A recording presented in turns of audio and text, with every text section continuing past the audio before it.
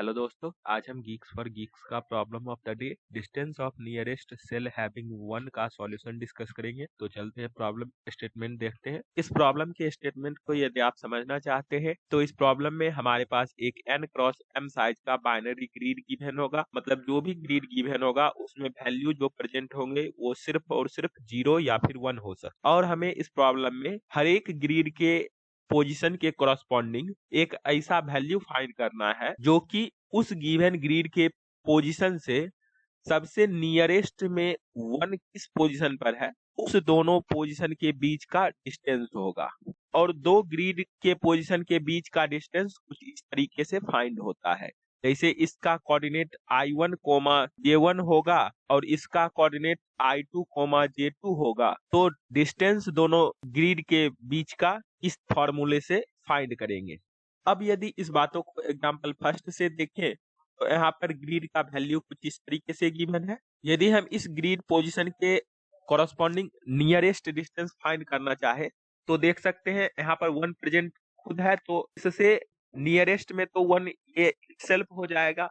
इसीलिए इस पोजीशन पर आप देख सकते हैं 0 आउटपुट किया गया है। सिमिलरली इस पोजीशन पर का वैल्यू देखें तो यहाँ पर 1 गिवन है जो कि इस ग्रिड के वैल्यू 1 है जो कि नियरेस्ट भी है। और इसका कोऑर्डिनेट आपका हो जाएगा 0,2 और इसका कोऑर्डिनेट हो गया 0,3 और 0 माइनस 0 का मॉड प्लस 3 माइनस 2 का मॉड जो कि 1 वैल्यू होगा। इसीलिए यहाँ पर 1 आउटपुट किया गया है। सिमिलरली आप हर एक ग्रिड के कोरस्पॉन्डिंग वैल्यू चेक कर सकते हैं। सिमिलरली एग्जांपल 2 भी यहाँ पर देख सकते हैं। यहाँ पर भी ग्रिड का वैल्यू कुछ इस तरीके से गिवन है और आंसर के ग्रिड में देख सकते हैं इस पोजीशन की पर 2 आउटपुट किया गया है, क्योंकि यहाँ पर देख सकते हैं इससे नियरेस्ट या तो ये हो सकता है या फिर ये हो सकता है या फिर ये हो सकता है। और इस तीनों का डिस्टेंस यदि फाइंड करें तो वो आपको 2 आएगा। इसीलिए यहाँ पर 2 आउटपुट किया गया है। अब यदि इस प्रॉब्लम का कंस्ट्रेंट देखें तो n और m का मैक्सिमम वैल्यू 500 हो सकता है और इस प्रॉब्लम को हमें सॉल्व करना है big of n into m time complexity using big of n into m extra space. तो चलते हैं, अब हम ये देखते हैं कि गिवन टाइम कम्प्लेक्सिटी और ऑक्सिलरी स्पेस में किस तरीके से सॉल्व करें अपने प्रॉब्लम को। अब इस प्रॉब्लम के लॉजिक को समझने के लिए आइए हम इस एग्जाम्पल के ऊपर कुछ ऑब्जर्वेशन करते हैं। यहाँ पर हमने एक बाइनरी ग्रिड लिया है जिसमें देख सकते हैं हर एक वैल्यू या तो 0 या फिर 1 है।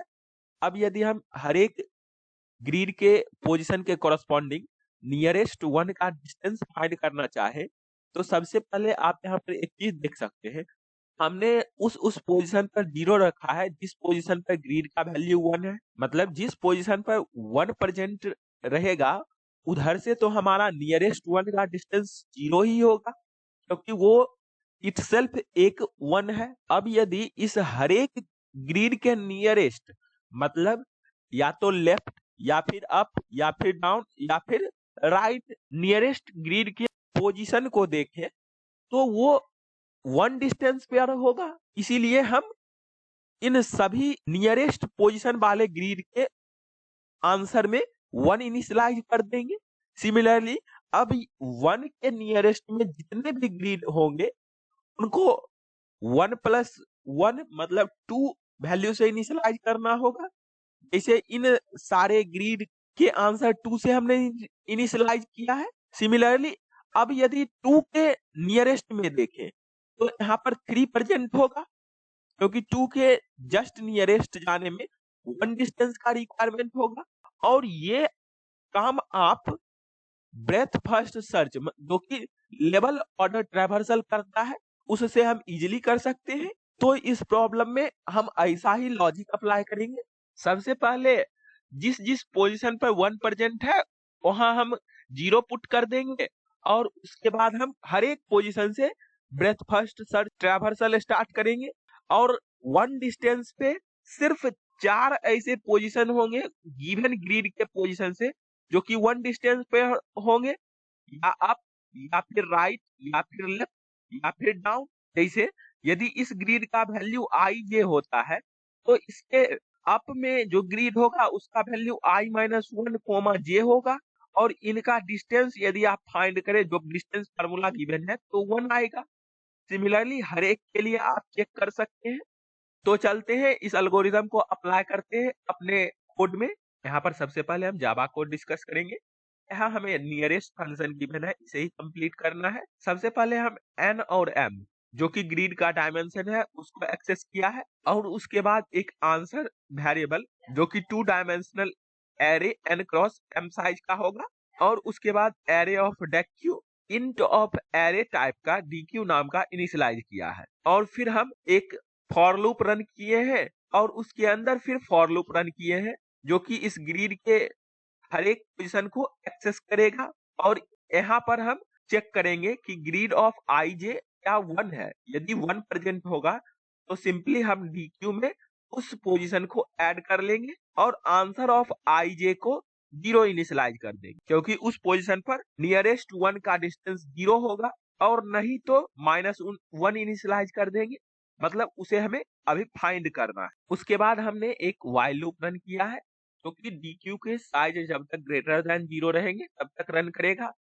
और इस लूप के अंदर s नाम के वेरिएबल में dq का साइज एक्सेस किया है, और फिर एक while loop s minus minus greater than जब तक 0 है तब तक ये लूप रन करेगा। मतलब ये लूप हमारा हर एक लेवल के उस पोजीशन को एक्सेस कर लेगा, और अगले बार जब इस while लूप में जाएंगे तब अगले लेवल के लिए हमारे पास ग्रिड का पोजीशन रहेगा इस dq में। और इस लूप के अंदर हम एक p नाम के वेरिएबल में dq के एक एलिमेंट को पॉप किया है, और 2 वेरिएबल i p ऑफ 0 और j p ऑफ 1 से इनिशियलाइज किया है जो कि इंडेक्स है ij। और फिर हम चेक कर रहे हैं कि ij मान लीजिए ये पोजीशन है, तो उससे हम i+1 मतलब डाउन जा सकते हैं, मतलब वैलिड इंडेक्स i+1 j है या नहीं है उसको चेक करने के लिए इस वैलिड फंक्शन को हमने कॉल किया। और इस वैलिड फंक्शन में हम इंडेक्स जो कि i j n m जो कि ग्रिड का साइज है और जो आंसर है हमारा वो पास किए हैं, और फिर चेक करेंगे कि क्या हमारा i निगेटिव हो जाता है या j निगेटिव हो, या फिर i greater than equal to n हो, या फिर j greater than equal to n हो। तो ये सब हमारा केस आउट ऑफ बॉन्ड हो जाएगा इंडेक्स का वैल्यू, इसीलिए इन सभी केस के लिए हम फॉल्स रिटर्न करेंगे। और फिर एक कंडीशन ये भी देखना होगा, आंसर ऑफ आई जे को हमने पहले इनिशियलाइज तो नहीं किया है। यदि पहले इनिशियलाइज कर दिया है तब भी हमें फॉल्स रिटर्न करना होगा। मतलब जिस केस में हम आंसर ऑफ आई जे -1 है उसी केस में हम आगे जा सकते हैं फाइंड करने के लिए। इसीलिए हम यहाँ पर answer of I J not equal to -1 check किया है, और उस केस में भी फॉल्स रिटर्न किया है, और बाकी सारे केस में हम रिटर्न ट्रू कर देंगे। और यदि ये इज वैलिड ट्रू आता है तब हम सिंपली डीक्यू में ऐड कर लेंगे इस इंडेक्स के वैल्यू को, और इस पोजीशन पर आंसर ऑफ i+1 j को इनिशियलाइज करेंगे। इस पोजीशन पर आंसर का जो वैल्यू होगा उसमें +1 करके, क्योंकि यहाँ से इस पोजीशन पर जाने में 1 डिस्टेंस लगेगा। सिमिलरली अब हम राइट मूवमेंट करेंगे, उसके लिए j+1 करना होगा, और यदि ये वैलिड होगा तो सिमिलर वर्क परफॉर्म करेंगे जैसा इधर परफॉर्म किया था। और फिर हम i-1 जो कि डाउन जाएगा, और फिर j-1 किया है जो कि लेफ्ट मूवमेंट करेगा। तो इन चारों नेबर के लिए हम यहाँ पर चेक कर लेंगे, और यदि वैलिड होगा तो अपने डीक्यू में ऐड कर लेंगे, और लास्ट में इसी आंसर को रिटर्न कर देंगे। तो इस कोड को सबमिट करते हैं और देखते हैं कि क्या ये रन होता है।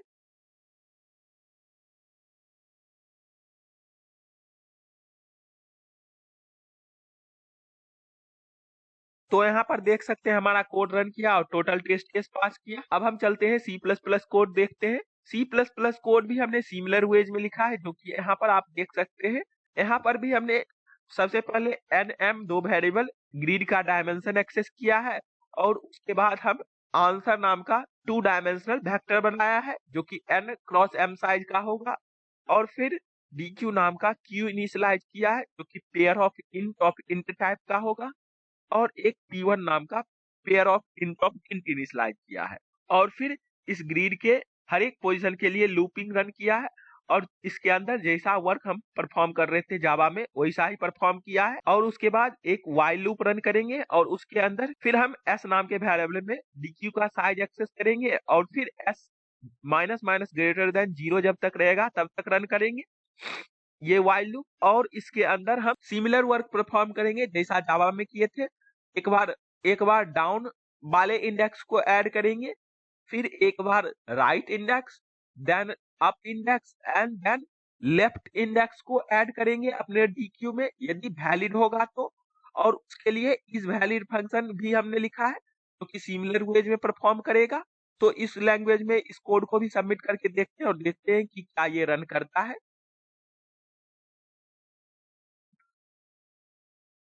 तो यहाँ पर देख सकते हैं हमारा कोड रन किया और टोटल टेस्ट केस पास किया। अब यदि इस कोड का टाइम कम्प्लेक्सिटी और स्पेस कम्प्लेक्सिटी देखें तो यहाँ पर देख सकते हैं हमने ये for loop n cross m time run किया है और ये while लूप भी हमारा BFS ट्रैवर्सल कर रहा है तो ये भी हमारा n cross m time run करेगा। तो ओवरऑल कम्प्लेक्सिटी हमारा n क्रॉस m हो गया। और स्पेस यहाँ पर देख सकते हैं हमने सिर्फ इस वेक्टर ऑफ इंट को इनिशियलाइज आंसर नाम से किया था जो कि n क्रॉस m साइज का है। और ये क्यू हमने बनाया है जिसमें हम पेयर ऑफ इंट इनिशियलाइज कर रहे हैं, मतलब हर एक ग्रिड के पोजीशन को ऐड करेंगे तो वो भी हमारा n क्रॉस m साइज का होगा। तो ओवरऑल कम्प्लेक्सिटी स्पेस का भी n क्रॉस m होगा। तो आई होप आपको ये दोनों डिफरेंट लैंग्वेज के कोड और लॉजिक समझ आए होंगे। तो फिर मिलते हैं किसी अगले वीडियो के साथ, तब तक के लिए कोडिंग करते रहिए, बेस्ट ऑफ लक। और हम इस दोनों डिफरेंट लैंग्वेज के कोड का लिंक डिस्क्रिप्शन बॉक्स में प्रोवाइड कर देंगे तो आप वहां से चेक कर सकते हैं। और आप अपना कमेंट सेक्शन में फीडबैक जरूर दें कि इस वीडियो में क्या लैग है तो हम उसी अकॉर्डिंग अपने वीडियो को इम्प्रूव करेंगे आपके लिए। Thank you for watching this video.